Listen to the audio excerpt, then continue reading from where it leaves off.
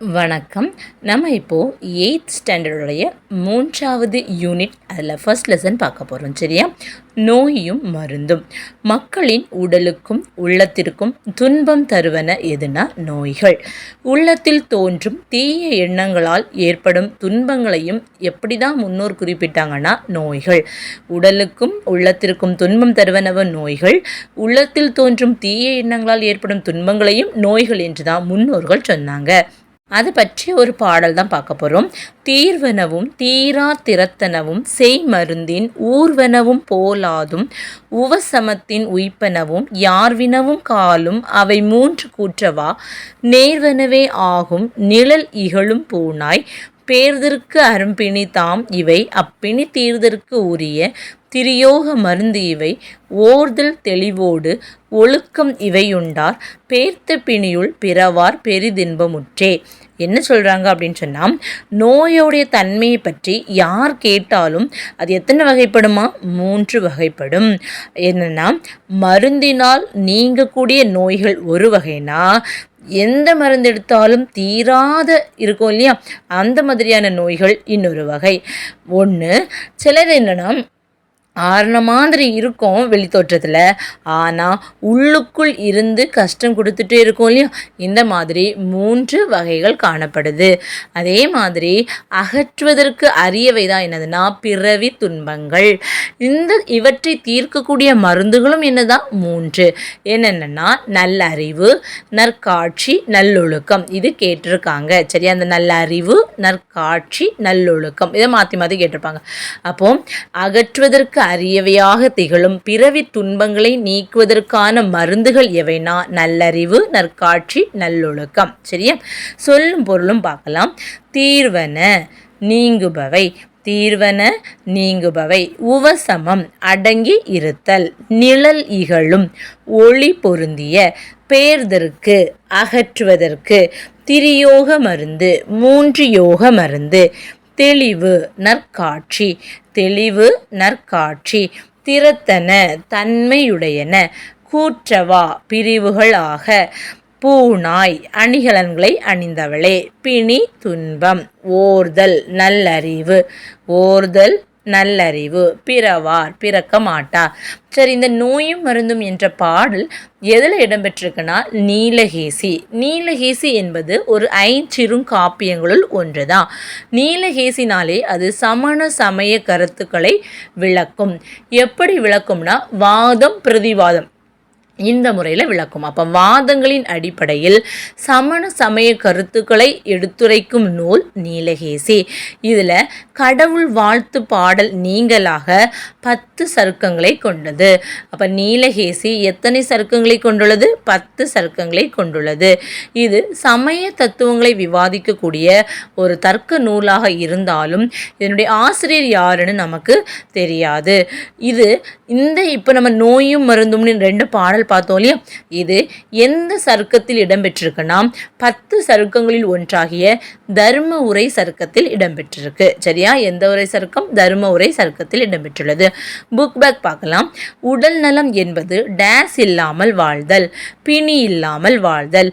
நீலகேசி கூறும் நோயின் வகைகள் 3. இவை உண்டார் பிரித்தெழுது, இவை கூட்டல் உண்டார், தாம் கூட்டல் இனி தாமினி. சரியா? நோயினுடைய 3 வகைகள் என்ன கூறுவினா? தீர்வன தீர்ந்த மாதிரி இருக்கும், தீராதிருத்தன தீரவே தீராது, உள்ளே இருக்கும் வெளிப்படாமல் இருக்கும். சரியா? ஒன்று என்னது? ஃபஸ்ட் ஒன்று என்னது? தீரக்கூடியது. இன்னது என்னது? எந்த மருந்து எடுத்தாலும் தீராது. இன்னொன்று என்னது?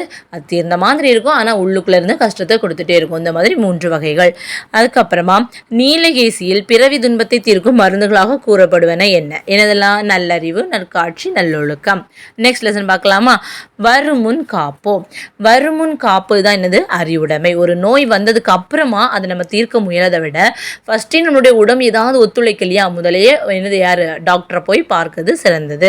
அதான் வருமுன் காப்பதே அறிவுடைமைன்னு சொல்கிறாங்க. அவன் நல்ல உடல் நலத்திற்கு அடிப்படை என்னன்னா நல்ல உணவு வேணும், நம்ம உடல் தூய்மையாக இருக்கணும், உடல் பயிற்சி அவசியம். இந்த 3. சரி, அப்போ நல்ல உடல் நலத்திற்கு அடிப்படை என்ன? நல்ல உணவு, உடல் தூய்மை, உடற்பயிற்சி. அப்போ இதை பற்றி உள்ள ஒரு பாடல் தான் நம்ம பார்க்க போகிறோம். உடலின் உறுதி உடையவரே உலகில் இன்பம் உடையவராம். உண்மைதானா? நம்ம உடம்புல ரொம்ப தெம்பாக இருக்கும் அப்படின்னு சொன்னால் நம்ம என்னது ரொம்ப சந்தோஷமாக இருப்போம். உடலில் உறுதி கொண்டவர் தான் என்னது உலகிலேயே மகிழ்ச்சி உடையவர். இடமும் பொருளும் நோயாளிக்கு இனிய வாழ்வு தந்திடுமோ. உடல் உறுதியில்லாத இந்த நோயாளர்களுக்கு அவங்க இருக்கக்கூடிய இடமும் சரி, அவங்கக்கிட்ட இருக்க பணமும் சரி, அவங்களுக்கு ஒரு சந்தோஷமான வாழ்க்கையை தராது. சுத்தம் உள்ள இடமெங்கும் சுகமும் உண்டு, நீ இதனை நித்தம் நித்தம் பேணுவையில் நீண்ட ஆயுள் பெறுவாயே. என்ன சொல்கிறாங்க? சுத்தம் நிறைந்துள்ள எல்லா இடங்களிலும் என்ன இருக்குது? சுகம் இருக்குது.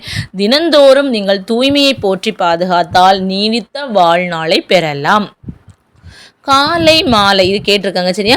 காலை மாலை உலாவி நிதம் காற்று வாங்கி வருவோரின் காலை தொட்டு கும்பிட்டு காலன் ஓடி போவானே.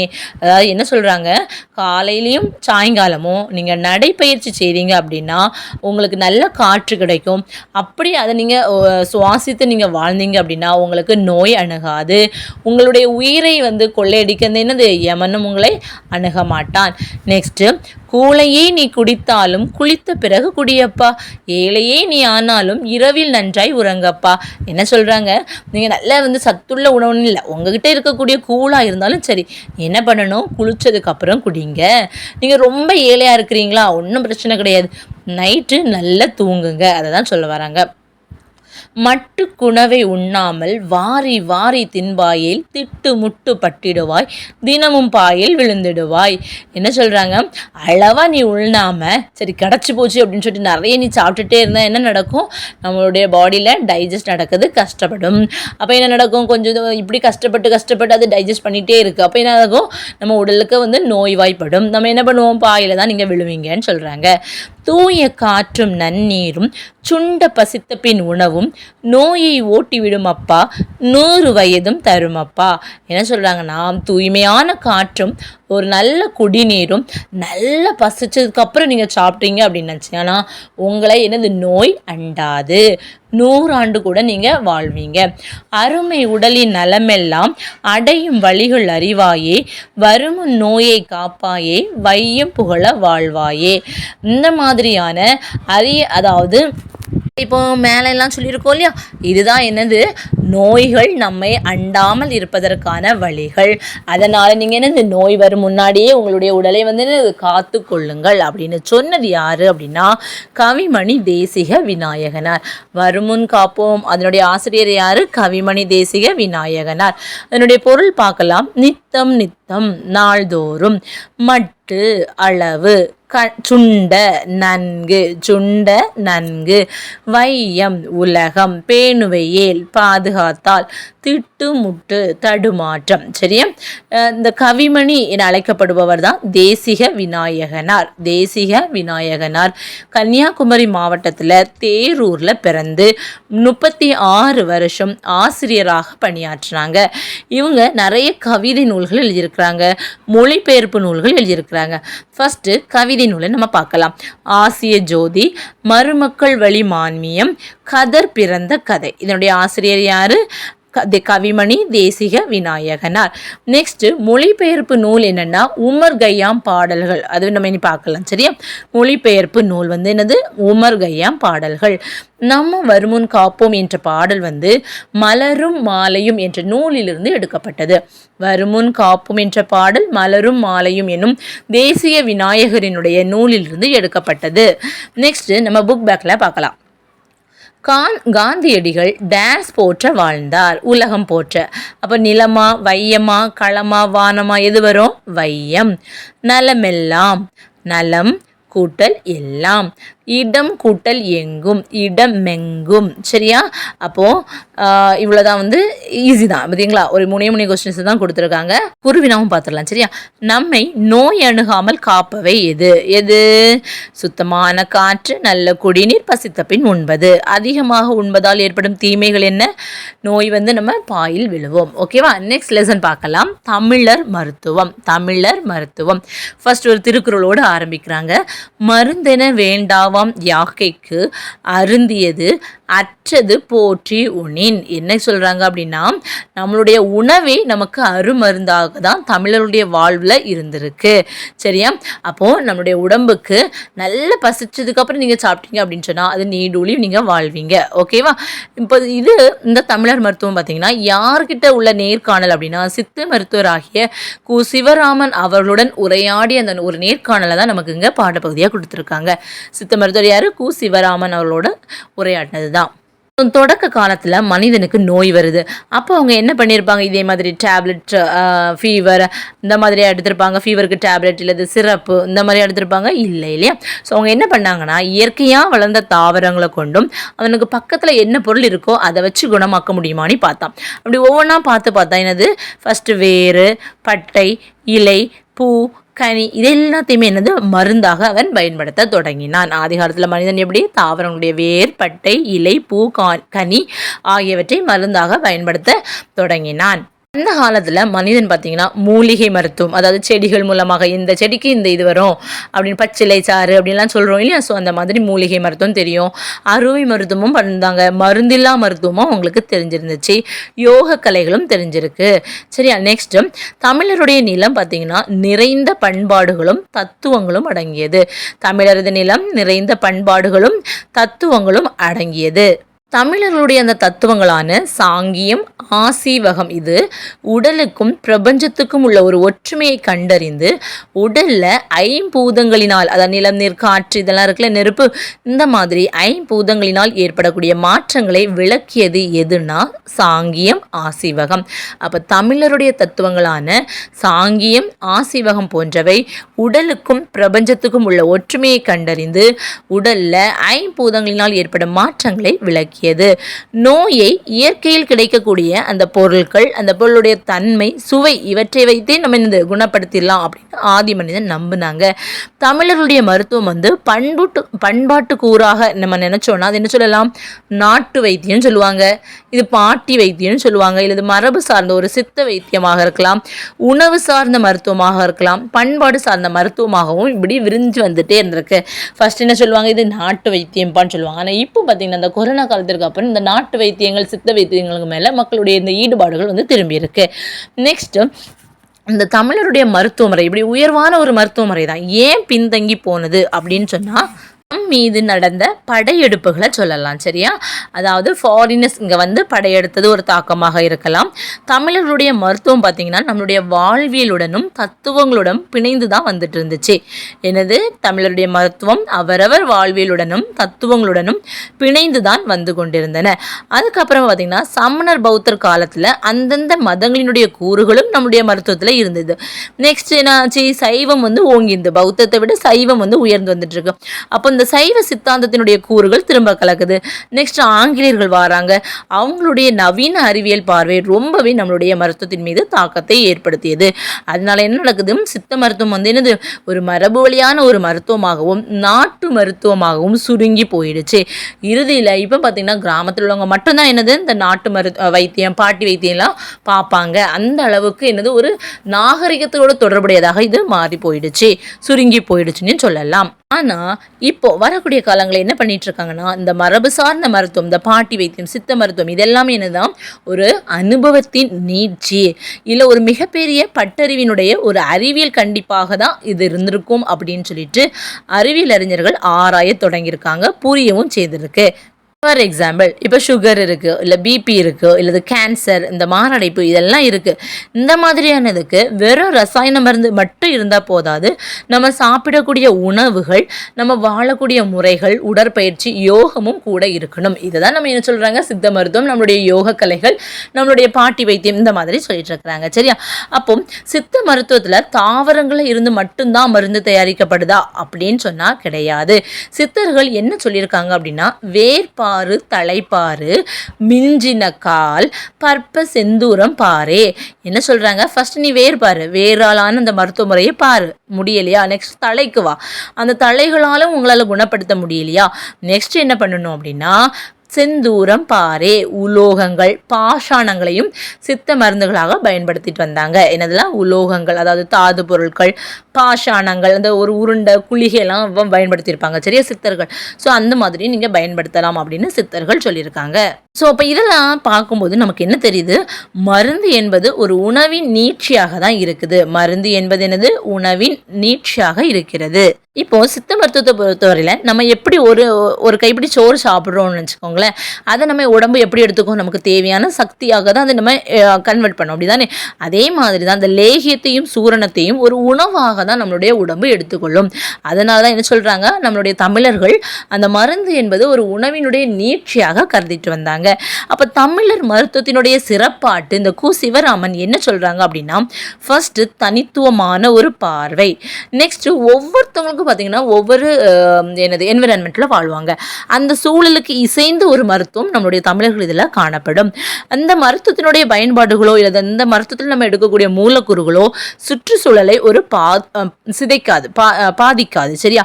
மிக முக்கியமான இது என்ன அப்படின்னு சொல்லும்போது, நோய்க்கு உள்ள அந்த மருந்தை மட்டும் கொடுக்காம நோய் மீண்டும் வராமல் இருப்பதற்கான வாழ்வியலையும் குறிக்கக்கூடியது என்ன அப்படின்னு சொன்னால் நம்மளுடைய தமிழர்களுடைய மருந்து.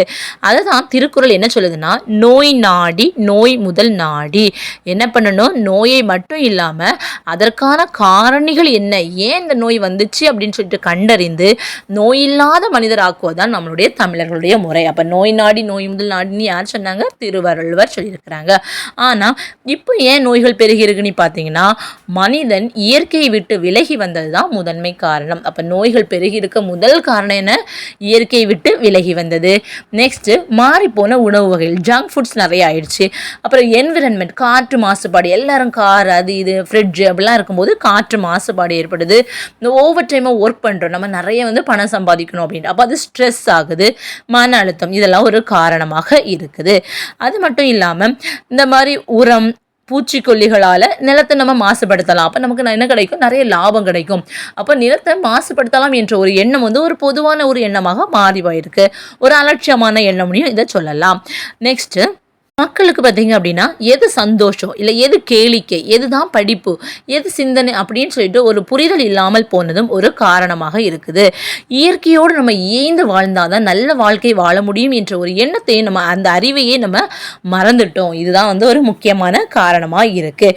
அப்போது இப்போ நடைமுறையில் இருக்கக்கூடிய மருத்துவ முறைகள் என்னென்ன அப்படின்னு சொன்னால், சித்த மருத்துவம் இருக்குது, ஆயுர்வேதம் இருக்குது, யுனானி, அலோபதி ஆகிய மருத்துவங்கள் இருக்குது. என்னென்ன? சித்த மருத்துவம், ஆயுர்வேதம், யுனானி, அலோபதி ஆகிய இந்த மருந்துகள் இருக்குது. ஸோ அப்போ நம்ம உணவை குறைப்பது தான் எடையை குறைக்கக்கூடிய வழியா அப்படின்னு கேட்டிங்கன்னா கிடையாது.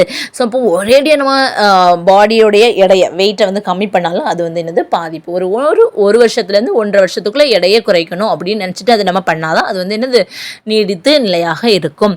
சரி, அப்போ உணவுக்காக நம்ம சமையலறையில் செலவிடக்கூடிய நேரத்தை நம்ம எப்படி நினைக்கணும்? இது நம்மளுடைய நல்வாழ்விற்காக செலவிடக்கூடிய நேரம் அப்படின்னு நம்ம நினைக்கணும். டெய்லி பார்த்தீங்கன்னா 45 நிமிஷம் நம்ம எக்ஸசைஸ் பண்ணணும். அந்த 45 நிமிஷத்தில் ஒரு ஃபர்ஸ்ட் 3 கிலோமீட்டர் என்ன பண்ணணும்? நடக்கணும். அதுக்கப்புறமா யோகா ஒரு 15 நிமிஷம் யோகா. நெக்ஸ்ட்டு ஒரு மூச்சு பயிற்சி பண்ணிக்கணும். 7 மணி நேரம் கண்டிப்பாக தூங்கணும். ஒரு நாளைக்கு 3 லிட்டர் தண்ணீர் அவசியம். இப்படி இருந்தால் நம்மளுடைய உடல்நலம் எப்படி இருக்கும்? ஆரோக்கியமாக இருக்கும். அப்போது ஆப்பிள் இருந்தால் தான் டாக்டர் தூரமாக இருப்பாங்கன்னு கிடையாது.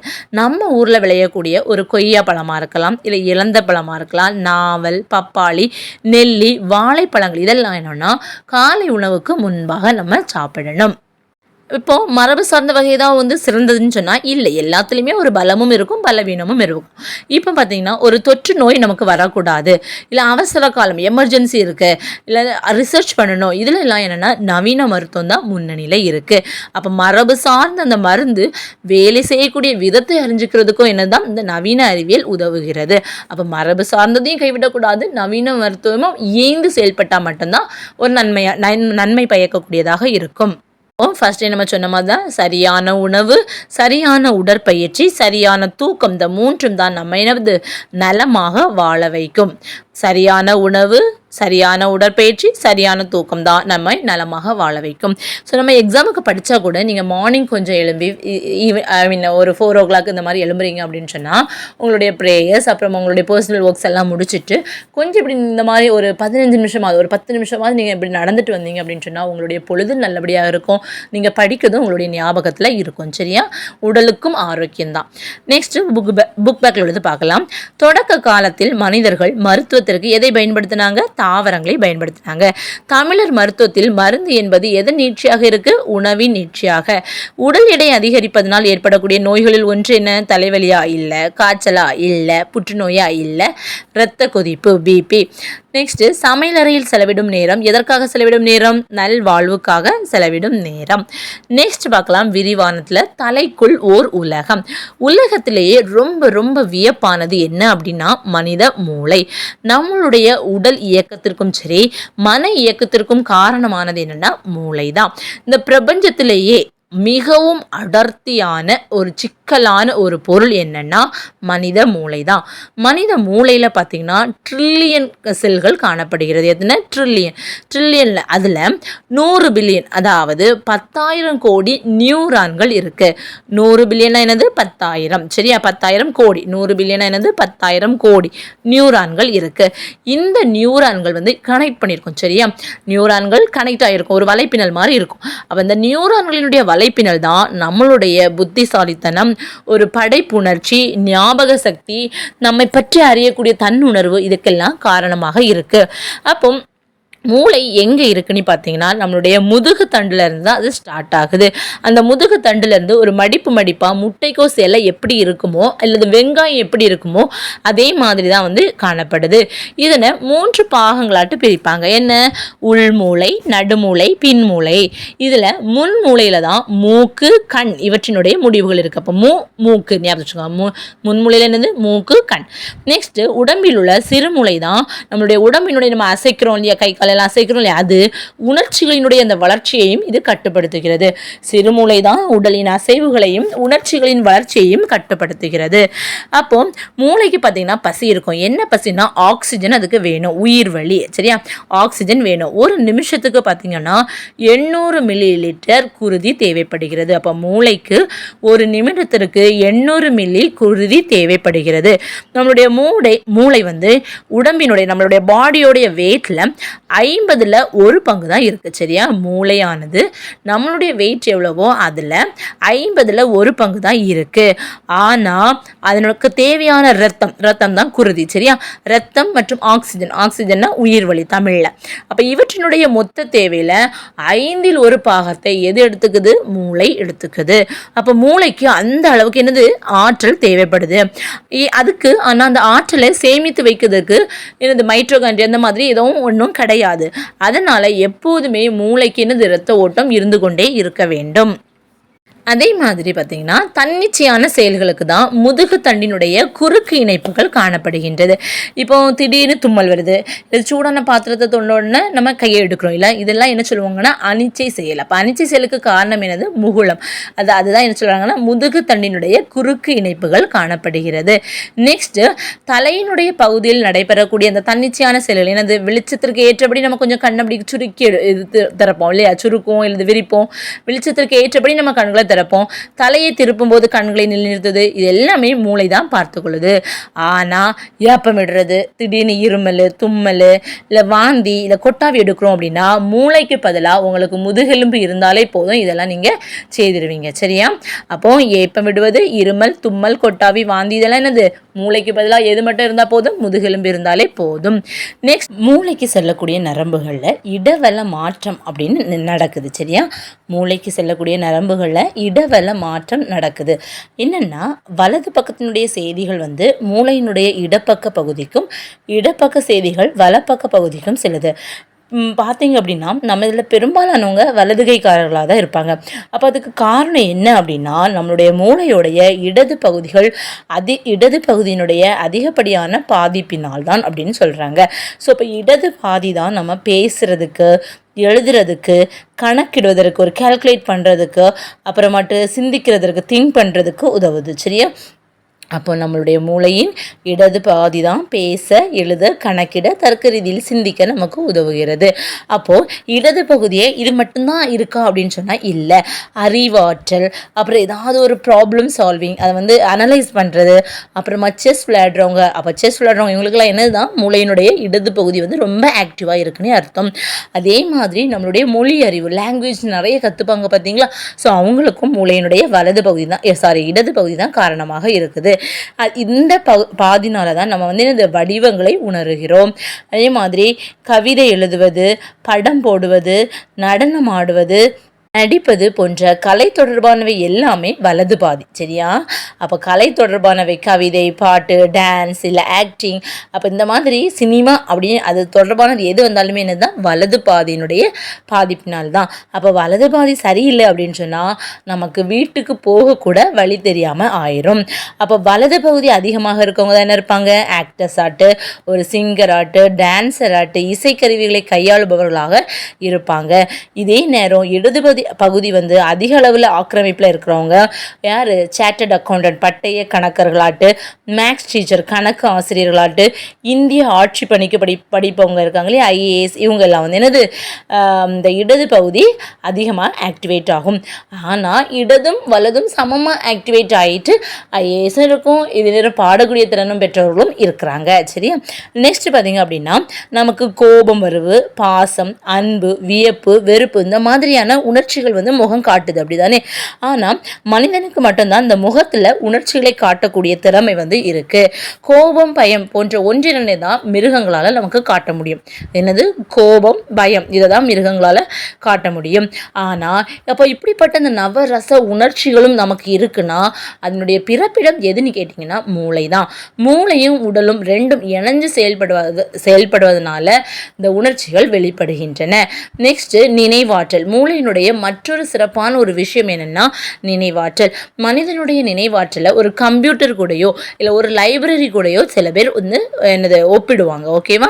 சில பார்த்தீங்க அப்படின்னு சொன்னால் நம்மளுடைய மூளையிலுமே குறுகிய கால நினைவுகள் அப்படின்னு சொல்லிட்டு இருக்கலாம். இப்போ இன்றைக்கி நம்ம எக்ஸாம் போகிறதுக்கு முன்னாடி படிக்கிறோம், அது எது வரை தான் ஞாபகம் இருக்கும்? அந்த எக்ஸாம் எழுதி முடிக்கிறது வரை தான் ஞாபகம் இருக்கும், திரும்ப மறந்துடும், அப்படி தானே? அப்போ நம்ம திரும்ப திரும்ப ஒரு செயலை நம்ம நினச்சிட்டே இருக்கோம், ரிவிஷன் பண்ணிக்கிட்டே இருக்கோம் அப்படின்னு நினச்சிக்கோங்களேன். அந்த மாதிரியான செய்திகள் தான் நம்மளுடைய மூளையினுடைய நிலையான நினைவுக்கு அனுப்பப்படுகின்றன. சரிதானா? நெக்ஸ்ட்டு நம்ம சின்ன குழந்தைகள் நம்ம பாருங்களேன், சின்ன குழந்தைகளுக்கே அவங்களுக்கு பசினா அழுவாங்க. தன்னுடைய ட்ரெஸ்ஸு, அப்புறம் தனக்கு தேவையான சாப்பாடு இல்லை ஃபுட்டு, இந்த மாதிரி அப்படின்னு சொல்லிட்டு ஒரு உணர்வு ஏற்படுகிறது, அப்படிதான். இந்த தன் உணர்வு தான் மனது அப்படின்னு சொல்கிறாங்க. மனதினுடைய செயல்பாடு தான் என்னது? இந்த தன்னுணர்வுன்னு சொல்கிறாங்க. சிலர் பார்த்தீங்க அப்படின்னு சொன்னால் மத்தியான தூக்கத்தில் இருந்து சடனாக எழும்புறாங்கன்னா அவங்களுக்கு அமுக்குவான் வரும், அதாவது நினைவு திரும்பிடும். ஆனால் கை கால் அசைக்கக்கூடிய இது முடியாது, கை கால் அசைக்க முடியாமல் இருக்கும், அதுதான் அமுக்குவான். சரியா? மத்தியான தூக்கத்தில் திடீர்னு எழும்பும்போது நமக்கு என்னது வரும்? அதாவது நினைவு இருக்கும். நமக்கு ஆனால் கிளாரா இல்லை என்னோட பேர் நமக்கு ஞாபகம் இருக்கும். ஆனால் நம்மளுடைய கை கால் எல்லாம் அசைக்க முடியாத ஒரு நிலைகள் வரும். நம்ம பேய் பிடிச்சிருக்கோம் அந்த மாதிரி ஏதாவது சொல்லுவாங்க. ஆனால் அந்த நிலை தான் என்ன சொல்லுவாங்கன்னா அமுக்குவான் அப்படின்னு சொல்லுவாங்க. அந்த கைகால் அசைக்கக்கூடிய இது கொஞ்சம் நேரத்துக்கு பிறகு தான் நமக்கு அது வரும்.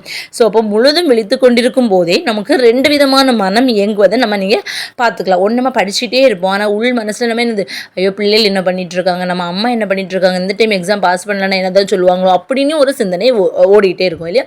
அப்போ நம்மளுடைய மூளை ரொம்ப விந்தையிலும் விந்தையானது. ஒரு ஆராய்ச்சி சொல்லுது, ஒரு 90 நிமிடங்களுக்கு ஒரு முறை நம்ம எல்லாருமே மனநிலை மாறுகிறோம். பார்த்தீங்கன்னா ஃபஸ்ட் நம்ம ஒரு நல்லதையே நினைக்க தோணும், ஒரு கொஞ்ச நேரம் கழித்து நம்ம ஆட்டோமேட்டிக்காக என்ன பண்ணுவோம், அப்போலாம் நினச்சிடக்கூடாது, அவங்க நமக்கு எவ்வளோ தொல்லை கொடுத்துருக்காங்க, எவ்வளோ கஷ்டம் கொடுத்துருக்காங்க, இப்படி நம்ம மனசு மாறும்.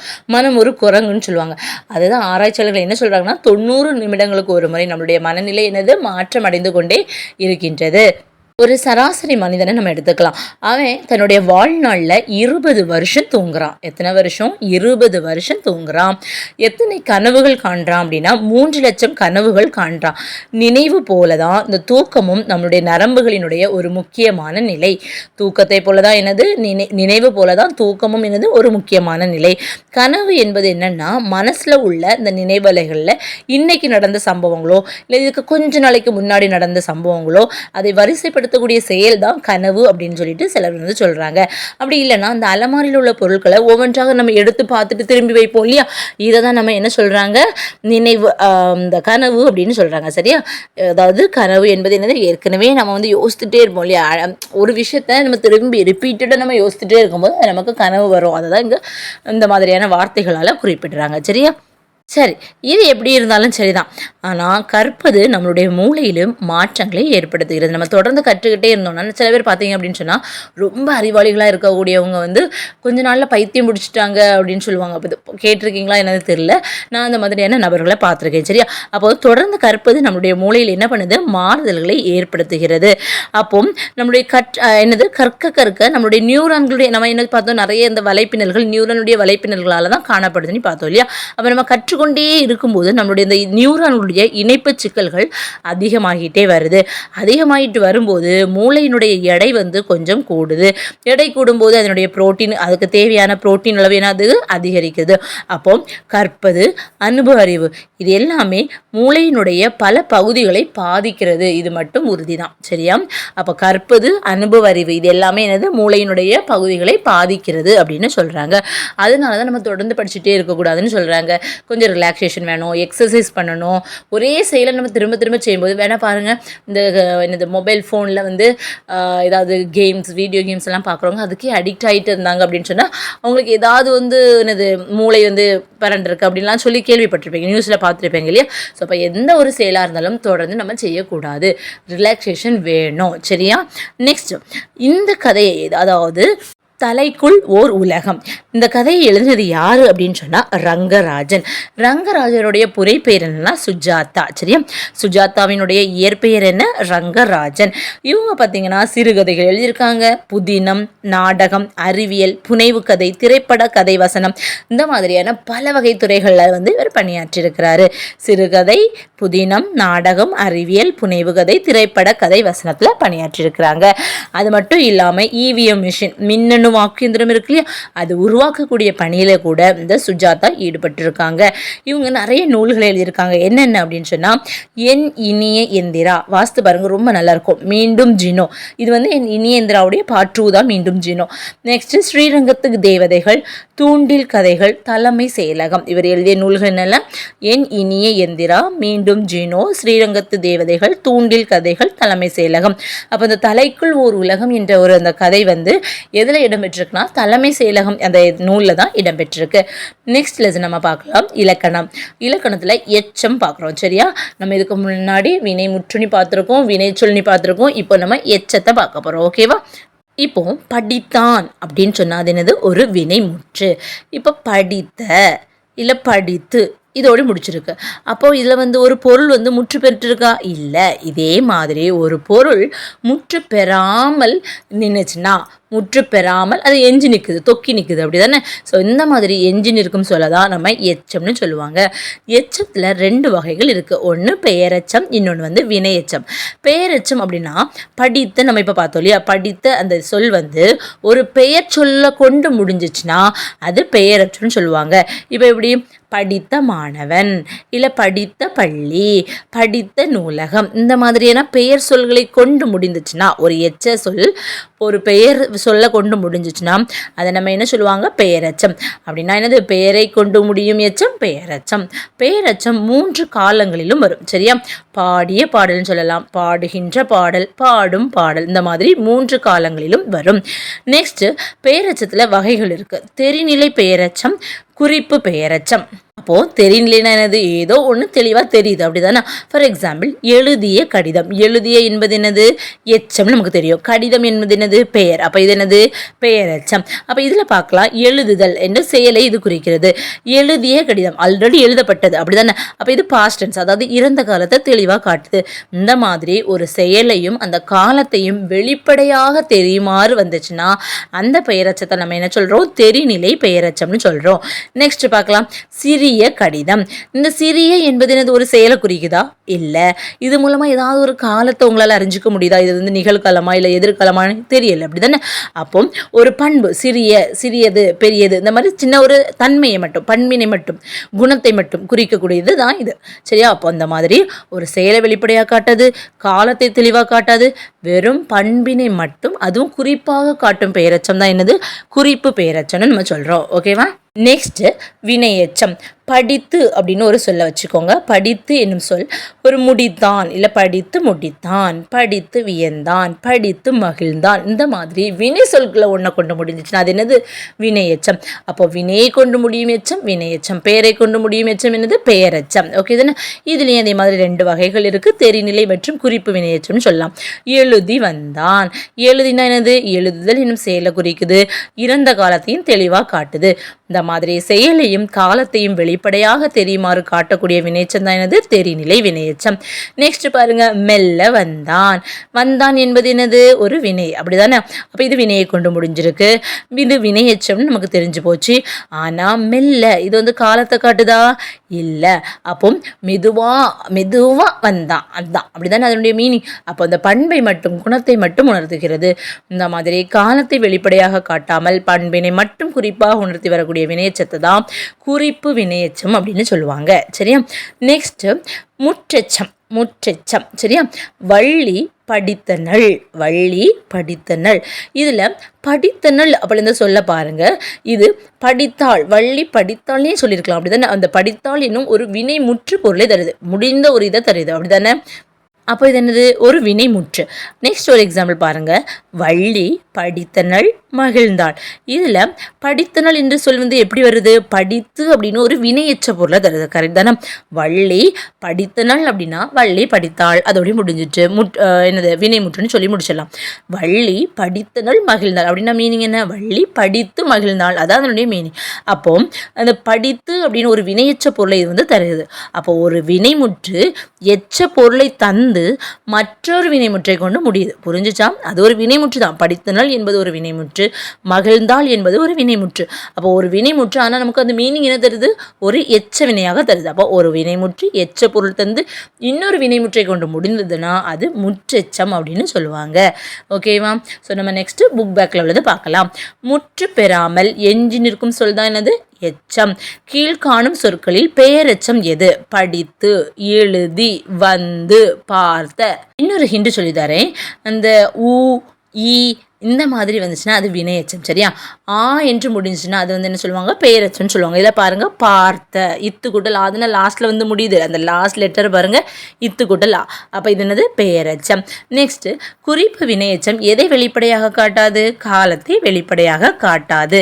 நெக்ஸ்ட் நடந்து, அப்புறம் என்ன சொன்னேன்? ஊ அப்படின்னு முடிஞ்சிருக்கு, அப்போ இது என்னது? வினையச்சம். நெக்ஸ்ட் பேசிய, அப்போ என்னது? பெயரெச்சம். நெக்ஸ்ட் எடுத்தனன் உண்டான், எடுத்து உண்டான், அப்படிதானா? அப்போ இது என்னது? முற்றெச்சம். பெரிய, இது என்னது? குறிப்பு பெயரெச்சம். ஓகே தானே? நெக்ஸ்ட் நம்ம உவமை தொடர்களை பார்க்க போகிறோம். அதாவது நம்ம பேசும்போதும் சரி, எழுதும் போதும் சரி, நம்மளுடைய கருத்துக்களை ரொம்ப ஃபாஸ்ட்டாக அல்லது ரொம்ப எளிமையாக நம்ம விளக்கணும் அப்படின்னு சொன்னால் நம்ம வந்து உவமை தொடர்களை நம்ம பயன்படுத்துவோம். ஒவ்வொரு உவமை தொடரும் பார்த்திங்கன்னா அதுக்கு தனி பொருள் இருக்கும். இப்போ மடை திறந்த வெள்ளம் போல் அந்த அறிஞர் பேசினார், அண்ணா பேசினார் அப்படின்னா இது தடையின்றி அழகாக சரளமாக பேசிட்டு போகிறாங்க இல்லையா, அதுதான் மடை திறந்த வெள்ளம் போலன்னு சொல்லுவாங்க. இதில் வந்து கொஸ்டின் கேட்டிருக்காங்க. சரியா? உவமை தொடர் கேட்டிருக்காங்க. அதனுடைய மீனிங் என்னன்னு கேட்டிருக்காங்க. இந்த உள்ளங்கை நெல்லிக்கனி போல. உள்ளங்கையை நெல்லிக்கனி இருந்தால் தெளிவாக தெரியுமா? ஆமாம். அப்போ அது என்னது? வெளிப்படை தன்மை. நெக்ஸ்ட் பொறுத்து பாருங்க, காக்கை உட்கார பனம் பழம் விழுந்தது போல. பனம்பழம் விழுந்துருது, அது தற்செயலான நிகழ்வு, ஆனால் அது காக்க உட்கார்ந்ததுனால தான் விழுந்துச்சு அப்படின்னு சொல்கிறோம் இல்லையா? அப்போ இது என்னது? தற்செயல் நிகழ்வு. நெக்ஸ்ட்டு கிணறு வெட்ட பூதம் கிளம்பியது போல். அப்போ நம்ம கிணறு வெட்டும் போது நம்ம தண்ணி வரணும்னு நினச்சிருப்போம், அப்படி தானே? ஆனால் பூதம் வந்திருக்கு, அப்போ அது என்னது? எதிர்பாராத நிகழ்வு. பசு மரத்தாணி போல, எளிதாக மனதில் பதிஞ்சிருக்கு. விழலுக்கு இறைத்த நீர் போல. அது இப்போ கடலுக்கு நம்ம வந்து தண்ணி இறைச்சி அது வந்து என்னது? வேஸ்ட்டு தானே? அதான் விழலுக்கு இறைத்த நீர் போல அப்படின்னா இது ஒரு பயனற்ற செயல். நெக்ஸ்ட் நெல்லிக்காய் மூட்டையை கொட்டினார் போல. இது வந்து என்னது? ஒற்றுமையின்மை. இந்த கொஸ்டின் இப்போ நடந்த குரூப் 4 எக்ஸாமில் கேட்ட கொஸ்டின். சரியா? நெல்லிக்காய் மூட்டையை கொட்டினார் போல அப்படின்னா என்னது? ஒற்றுமையின்மை. நெக்ஸ்ட் நம்ம ஃபைனல் இதுக்கு வந்தாச்சு, தமிழ் டு இங்கிலீஷ். நோய் டிசீஸ், மூலிகை ஹெர்ப்ஸ், சிறுதானியங்கள் மில்லட்ஸ், பட்டய கணக்கர் ஆடிட்டர், பக்க விளைவு சைடு எஃபெக்ட், நுண்ணுயிர் முறி ஆன்டிபயோட்டிக், நுண்ணுயிர் முறி ஆன்டிபயோட்டிக், மரபணு ஜீன், ஒவ்வாமை அலர்ஜி, ஒவ்வாமை அலர்ஜி. ஸோ இதோட 3rd யூனிட் நம்ம முடிஞ்சிடுச்சு. நம்ம நாளைக்கு 4th யூனிட் பார்க்கலாம். ஓகேவா? நாளைக்கோ இல்லை இன்னைக்கு ஈவினிங்கோ 4th யூனிட் பார்க்கலாம். தேங்க்யூ.